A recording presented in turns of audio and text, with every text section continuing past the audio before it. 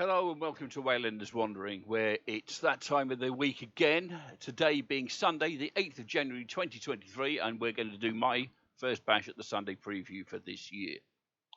Starting off, we have the General's Handbook, Pitch Battles 22-23, Season 2 for Warhammer Age of Sigmar. The Galatian champions take centre stage in this new season of match play with the General's Handbook Pitch Battles 2022-23 Season 2 in a 96-page spiral-bound book containing a new battle pack which focuses on supercharging your unmounted heroes.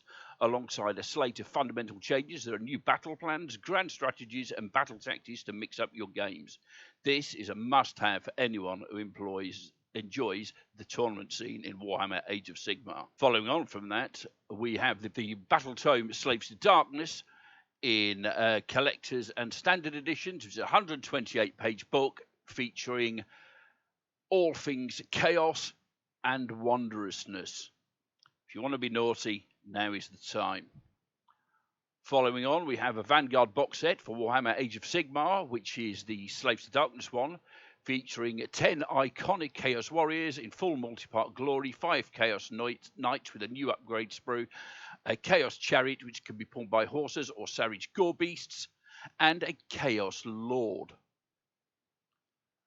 Moving on, we have a very nice demon print, because if you're going to follow the Gods of Chaos, presumably your ultimate goal is to ascend into demonhood for your very self. Because, hey, who wants to walk when you can fly everywhere? And sir, that is a big chopper you've got there. Moving on to the Chaos Lord on Krakadrak, which is a big white dinosaur. Krakadrak. For anyone of a certain age, you'll remember that Friday at 5 to 5, we had Krakadrak, and you could win a Crackerjack pencil, which was very nice. Anyway, this is a very nice miniature. Look at the lovely spikiness of him. The dinosaur, I don't think I'd paint mine white. I think I would go for a more sort of turquoisey green colour, just to bring it up and lift it a little against the blackness. The black and white is great, but I think I would be going for more of a bit more colour. It's not enough colour. There we go. Moving on, we have Eternus Blade of the first print. Archaon's prime shock troops were known as the Vanguard, and from this elite cadre, his eternal rival Be'lakor has plucked Eternus and imbued him with the soul of Stormcast Eternals, giving a champion of his own armies this kit-built Eternus, Blade of the First Prince, or a generic Chaos Lord on Demonic Mount. Again, we have a very, very nice miniature. I particularly like the bronze with the verdigris on it. This is very nice. Very, very nice stuff. Some nice variation there. You can have a big axe or a big hammer. Different heads for your mount. And yeah, this is very nice stuff. We also have an Exalted Chaos hero on foot. Who, again, I like the black and the gold and the bronze, and it looks very chaosy, but I think more colour. Perhaps I'm a Slaanesh fan at heart rather than this generic all-for-one 8-pointed star stuff. Moving on, we have the Chaos Chosen on foot, featuring a musician, a leader, and standard bearer amongst the 5 miniatures. And Chaos Warriors on foot, again with the standard bearer, leader, and musician amongst their forces. And these are very nice. I like these, I think, better than the Chaos Chosen above. Yeah, these are very nice. Very, very nice. Then we have a unit of 5 Chaos Knights, again featuring a standard bearer, a musician, and a champion on their Chaos steeds. And what can I say? It's chaos, it's spiky, it's evil looking, and it's far too black and red. Get some colours, guys. Let's get some love for our Lord Slaanesh. Moving on, we have the Ogroid Theridons, a unit of 3, which will be a banner bearer, musician, and champion. And these massive beast men look fantastic. I mean, we can't really say much about the colours for the paint job on these because they're big beast men, and brown fur is brown fur when all is said and done.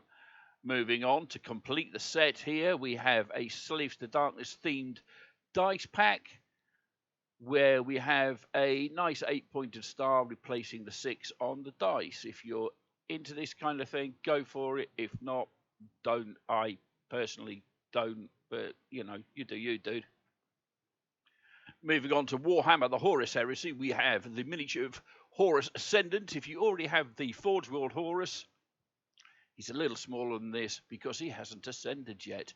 This guy is Horus at the peak of his powers. This is Horus literally moments before he goes chippy chop on Uncle Sanguinis is not going to be happy to meet his brother in this form. This is an absolutely fantastic model, and if you're going to walk around as the War Master and follow chaos, what better to do than walk along a heap of your dead brother's sons. Anyway, moving on. We finally have the pre-order for the Thousand Suns Mark 6 upgrades, where the Mark 6 helms are very nice. The face is a bit nondescript with the helmetless head, but the helms themselves are very nice, a nice set there.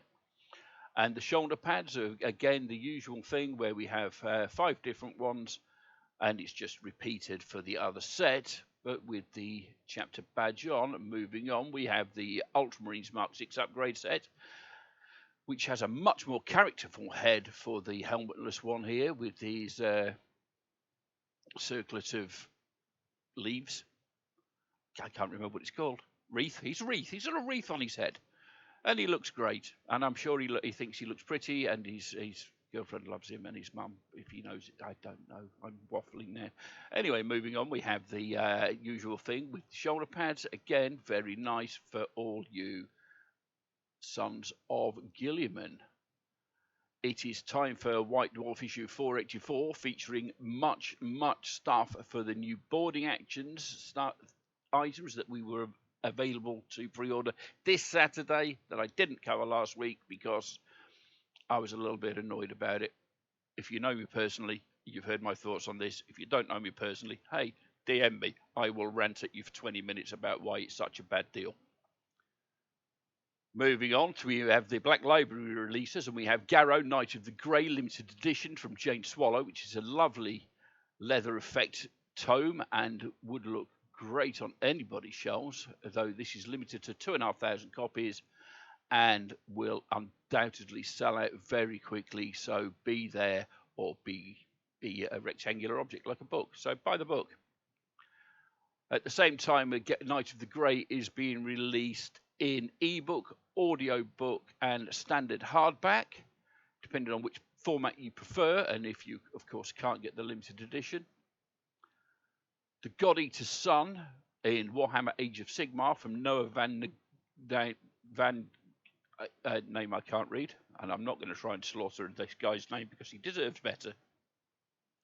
Also available in hardback, ebook and audiobook formats. From the Tales of Gotrek Gurneyson by Darius Hinks, we have Soul Slayer coming out in audiobook, which is weird because they've shown us a picture of the paperback.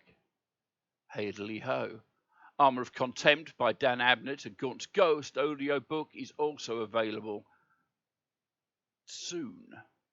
And I'm afraid that's it for this week, guys and girls. Once again, thank you for staying to the end. I've been Waylander. You've been fantastic. I love your faces, and goodbye.